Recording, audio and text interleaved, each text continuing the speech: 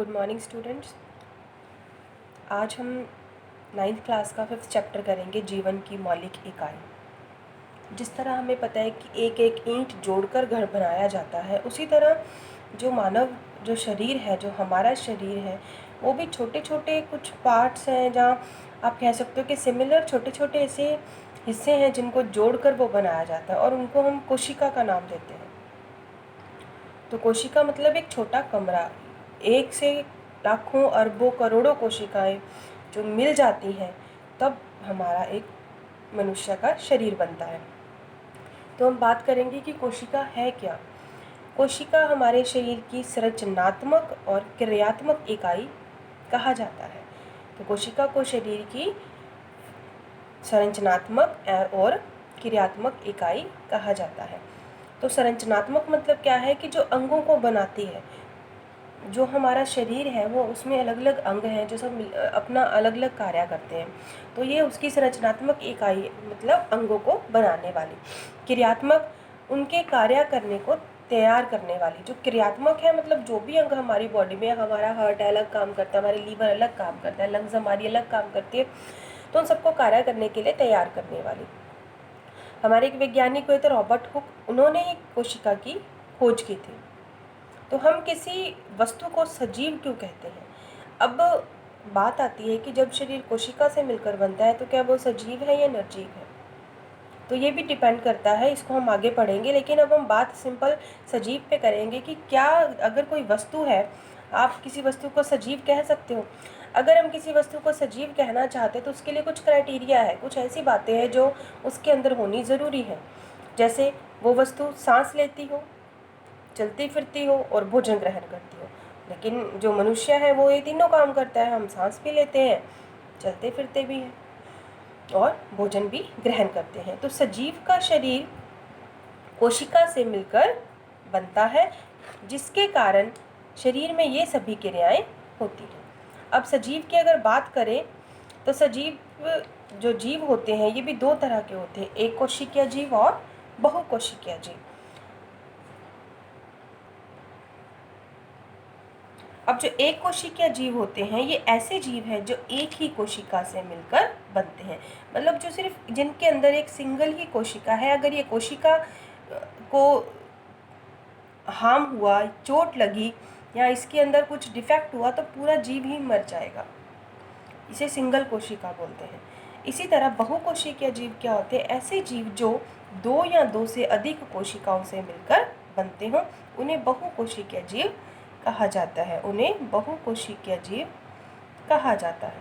तो यहाँ पे देखिए कि जो एक कोशिकीय जीव है उसके पास एक ही कोशिका है, वहीं से वो अपना भोजन लेगा, वहीं से वो सांस लेगा, और अगर उसको कुछ हार्म हो गया तो वो जीव डेड हो जाएगा। लेकिन बहुकोशिकीय जीव में क्या होता है, अगर सपोज करो एक कोशिका नष्ट हो भी जाती है तो ये कोशिकाएं तो हैं जो आगे फर्दर प्रोसीजर या फर्दर क्रियाएं करेंगी। तो सभी कोशिकाओं का निर्माण उनसे पहले वाली कोशिकाओं से होता है।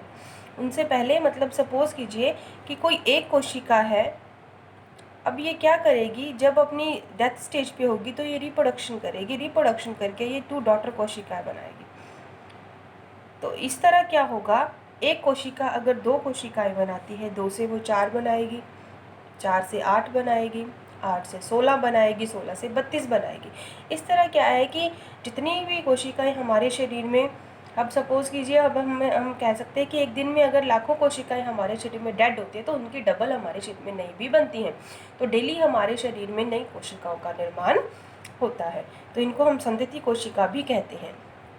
बस ये इसके डेड होने से पहले खुद को 2 पार्ट्स में डिवाइड कर लेगी, मतलब यही इसका डेड होने का प्रोसीजर है।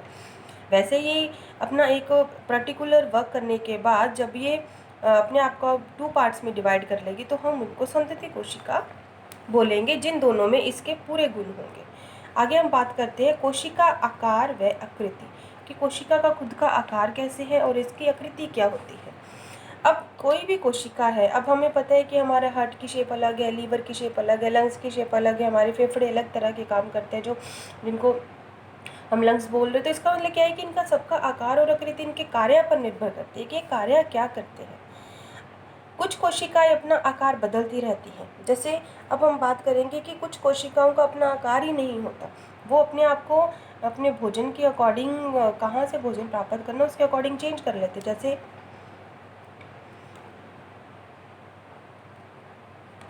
अमीबा, कुछ कोशिकाओं का आकार विशेष होता है, जैसे हमारी तंत्रिका कोशिका। अब ये जो हमारी तंत्रिका कोशिका है, इसको हम न्यूरॉन कहते हैं। ये इसका जो आकार है ये विशेष होता है, इसका आकार नहीं बदलता। इसका आकार हमारे हाथ के कुछ इस तरीके से होता है।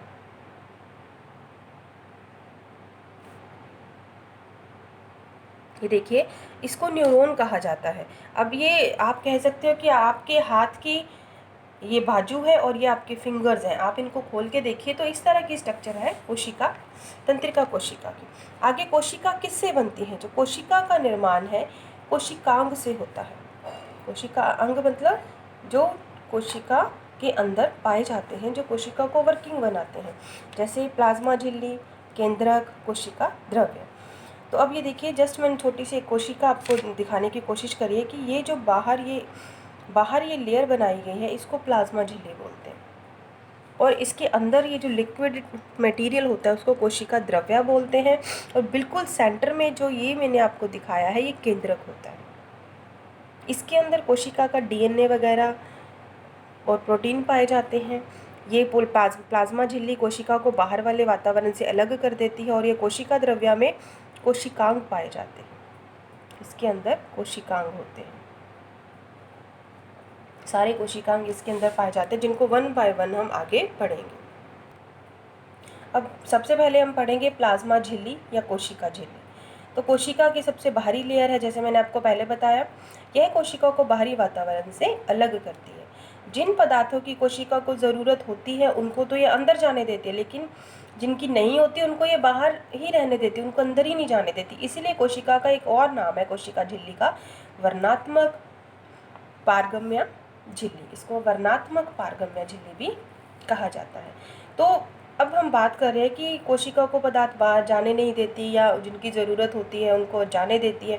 तो ये एक प्रोसेस होता कैसे है, पदार्थ कोशिका के अंदर या बाहर कैसे जाते हैं? तो इसके लिए एक प्रक्रिया है हमारे पास, विसरण की प्रक्रिया। विसरण प्रक्रिया में क्या होता है कि पदार्थों की जो गति है वो उनकी उच्च सांद्रता से निम्न सांद्रता की ओर गति करती है। तो इस क्रिया से CO2 तथा O2 झिल्ली से आर पार आते हैं। इसी तरह एक कोशिका CO2 ग्रहण करती है और CO2 ग्रहण करके O2 रिलीज करती है। आप कह सकते हो कि मतलब गैसों का आदान प्रदान होता है। तो इससे क्या है, जैसे ये देखिए कोई भी कोशिका है, अब ये सर्कल आप एक कोशिका को कहा गया है, एक कोशिका मान सकते हैं इसके अंदर। अब इसके अंदर क्या होगा, CO2 जब कोशिका सांस लेती है, सांस की प्रक्रिया में CO2 को एक कोशिका जब बाहर छोड़ती है तो ऑक्सीजन इसके अंदर जाती है, भोजन भी इसके अंदर जाता है। तो ये सारी चीज़ें इनके जो सांद्रता पर निर्भर करती है कि अगर बाहर भोजन की मात्रा अधिक है और अंदर नहीं है तो भोजन अंदर जाएगा, बाहर के वातावरण में ऑक्सीजन अधिक होगा तो ऑक्सीजन अंदर जाएगी क्योंकि यहाँ कम है। इस तरह अगर इसके अंदर CO2 की मात्रा अधिक होगी तो बाहर कम होगी तो CO2 ऑटोमेटिकली बाहर चली जाएगी। तो ये तो था विसरण की प्रक्रिया। अब हम एक और शब्द पढ़ेंगे इसमें, परासरण। परासरण को ऑस्मोसिस भी कहा जाता है। डेली लाइफ में आप अपने घरों में देखते हैं, हम चने भिगोते हैं, राजमा भिगोते हैं आपके मम्मा, तो उनमें जब भिगोने से पहले और भिगोने के बाद की इनकी कंडीशन भी आप देखते होंगे। इसी तरह एक किशमिश होती है, किशमिश को भी अगर हम जैसे मीठे में डालते हैं तो हम उसको क्या करते हैं, थोड़ी देर पानी में रखते हैं तो उनके अंदर जो बदलाव आता है तो वो परासरण की मतलब ओस्मोसिस की ही प्रक्रिया होती है। ये 3 तरह का हम आगे पढ़ेंगे, अल्प परासरण दाबी विलयन, सम परासारी विलयन और अति परासारी दाबी विलयन। तो पहले हम बात करेंगे कि ऑस्मोसिस होता क्या है।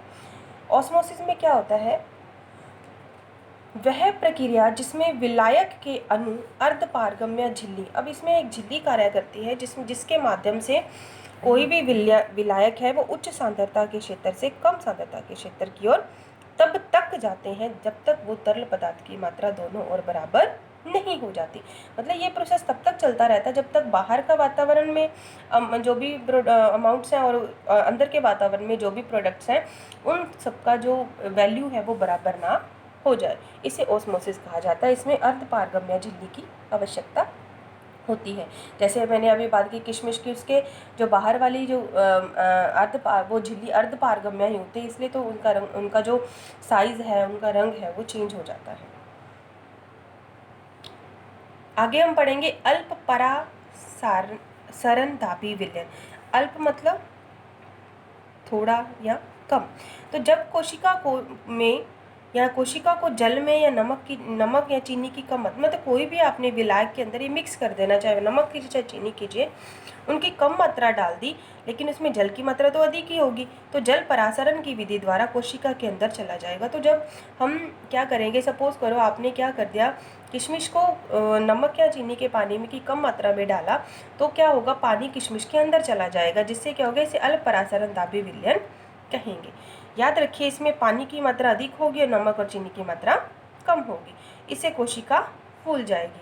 आपको मैं एक डायग्राम दिखा रही हूँ जिसमें जो किशमिश है वो दिखाई गई हैं, जो जब उनको पानी में नहीं डाला तब उनकी कंडीशन क्या थी, जब पानी के अंदर उनको डाल दिया तब उनकी कंडीशन क्या थी।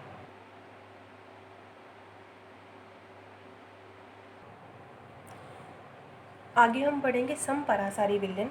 यदि कोशिका के, अब सम का मतलब होता है एक समान, तो यदि कोशिका के अंदर और बाहर जल की सांद्रता एक समान होगी, तो ना तो कोशिका के जल कोई अंदर जाएगा, ना ही कोशिका से जल बाहर आएगा। इस तरह क्या होता है, या यही होगा कि या तो जितना जल अंदर जा रहा है उतना ही बाहर आ रहा है, इससे क्या होगा, उस कोशिका के अंदर कोई बदलाव नहीं आएगा, इसलिए इसे हम बोलते हैं समपरासारी दाबी विलयन। नेक्स्ट हम पढ़ेंगे अति। अति का मतलब क्या होता है, अधिक। अति का मतलब अधिक। तो अति परासारी दाबी विलयन में क्या होगा, यदि कोशिका के बाहर वाला विलयन जो जिसमें कोशिका को रखा हुआ है वो अधिक सांद्र हो, मतलब उसमें जल या नमक की जो कंसंट्रेशन है, जो मात्रा है वो अधिक हो, तो जल क्या होगा, परासरण द्वारा कोशिका से बाहर आ जाएगा। ऐसे विलयन से को अति परासारी विलयन या दाबी विलयन कहते हैं। तो जो मैंने आपको अभी जस्ट एक आपको फोटो दिखाई है किशमिश की, उसके अंदर हमने यही देखा है कि वो पिचकी बड़ी है, तो वो अति परासारी दाबी विलयन के कारण है। क्यों? क्योंकि जब उनको, यहाँ कई बार क्या होता है कि ये खुले में ऐसे ही पड़ी रह जाए, तो इनके अंदर से क्या होगा कि जो जल है वो परासरण की क्रिया करके बाहर आ जाता है, जिससे ये पिचकी सी हो जाती है।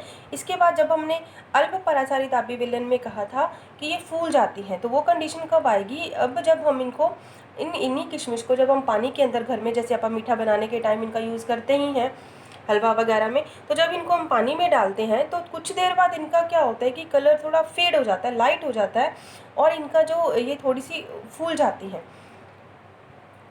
तो आपको मैं दिखाती हूँ बाय पिक ये कैसे फूल जाती हैं, या फूलने के बाद ये इनकी क्या कंडीशन होती है। अब आप देखिए, जिन्हीं किशमिश को हमने पानी में रखा था, तो उनकी वो देखो आपको लाइट वाइट से कलर की दिखाई दे रही है और बिल्कुल फूली हुई। अब उनके अंदर कोई भी लाइनिंग वगैरह नहीं दिखाई दे रही, जो हम पिछली हमने वीडियो में देखा था। तो इससे ये पता चलता है कि किस तरह कोई भी विलयन है वो कोशिका के अंदर कैसे बदलाव कर सकता है, या किस तरह कोई भी कोशिका अपना भोजन ग्रहण करते। तो ये सारी क्रियाएं ऐसी हैं जिससे कोशिका अपने अंदर आने वाले पदार्थों को ग्रहण करती है, जो कोशिका के अपशिष्ट पदार्थ होते हैं उनको वो बाहर निकाल देती है। तो एक कोशिका जलीय जीव और अधिकांश पादप कोशिकाएं भी परासरण के द्वारा ही अपना जल ग्रहण करते हैं। अब जल की आवश्यकता तो हर जीवित प्राणी को है, तो इस तरह ये परासरण की विधि द्वारा कुछ जल में रहने वाले जीव और कुछ पौधे भी अपना जल ग्रहण करते हैं। तो किसी कोशिका की प्लाज्मा झिल्ली, कोई भी कोशिका की हम जब बात कर रहे हैं तो उसकी प्लाज्मा झिल्ली देखें तो बहुत ही पतली लचीली होती है। यह प्रोटीन और लिपिड से बनती है और इसके कार्बनिक अणु भी होते हैं, मतलब यह कार्बनिक अणु, प्रोटीन और लिपिड तीनों से मिलकर बनती है। लेकिन हम इस कोशिका को इतनी आसानी से देख नहीं सकते। अब आपने प्याज की झिल्ली का एक्सपेरिमेंट भी करा होगा, 8th में करा होगा, तो उसमें क्या है कि जो प्याज की झिल्ली है अगर उसको माइक्रोस्कोप में देखें तो उसके अंदर लाइनिंग से दिखाई देती है। वो प्याज की झिल्ली आपको कुछ इस तरह की दिखाई देगी।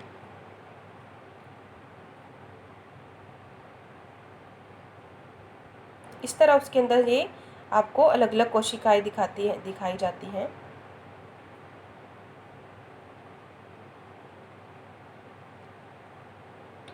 तो ये सब अलग अलग कोशिकाएं हैं, लेकिन अगर हम बिना माइक्रोस्कोप के इनको ऑब्जर्व करना चाहें तो हम ये नहीं बता सकते कि ये कोशिकाएं हैं। तो हम इनको सूक्ष्मदर्शी की सहायता से ही देख सकते हैं। अब मैं आपको दिखाती हूँ कि सूक्ष्मदर्शी होता कैसे है। आपने स्कूल में देखा भी होगा, आपने क्लास में इसका प्रैक्टिकल भी करा होगा, क्योंकि प्याज की झिल्ली का एक्सपेरिमेंट तो लास्ट ईयर भी आपने किया होगा। तो एक बार आप माइक्रोस्कोप देखिए कि वो कैसा है, और वो इसको सूक्ष्मदर्शी वो क्या काम करता है। जो कोशिका झिल्ली हमने बोला लचीली होती है, ये इसका जो लचीलापन है ये कोशिका को बाहरी पर्यावरण से अपना भोजन और अन्य पदार्थ ग्रहण करने में सहायता करता है। तो ऐसी प्रक्रियाओं को एंडोस्मोसिस कहा जाता है। अमीबा भी इसी विधि द्वारा अपना भोजन ग्रहण करता है। धन्यवाद।